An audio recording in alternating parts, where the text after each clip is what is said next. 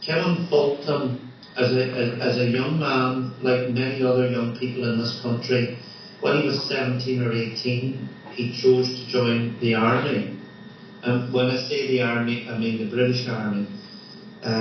And he joined the army, and at that time, like the US troops, there was a lot of British troops stationed in Germany, so you inevitably end up in Germany for quite a long time, because that was where the Cold War threat was, and British and American troops were stationed there.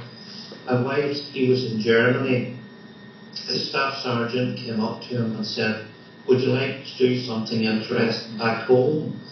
And being a 17 or 18-year-old, of course you're going to jump at that.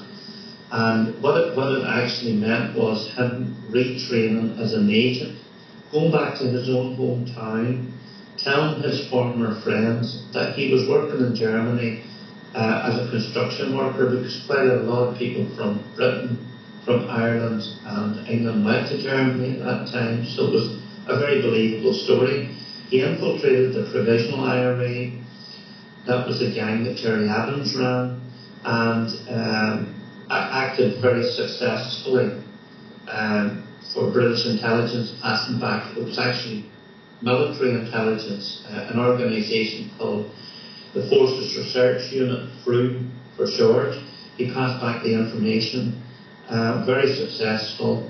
And then when the dissidents continued, the provisionals ceased military operations and went for a peaceful option, a ballot box rather than an Armalite.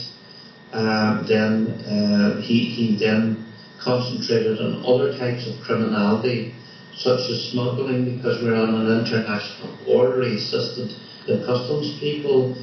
He also passed back information to the police. And it was as a result of his previous life in the provisionals that he met this other man who was preparing, who he believed was preparing a bomb, and then he shared that with his handlers in Northern Ireland. But for whatever reason, they didn't act in the way, they didn't deal with that intelligence or share the intelligence in the way they should have done, which may or may not have made a difference. We will never know that. But Kevin Fulton he is residing at the moment in the Greater London area. He can't come back to Ireland for his own safety. I do have contact with him from time to time, and when I go to London, I make a point of trying to meet up with him and have a coffee or a cup of tea or whatever and have a chat. But yeah, he for 16 years he lived a lie, every day looking over his shoulder. Could have been his last. I think that he was a very brave individual.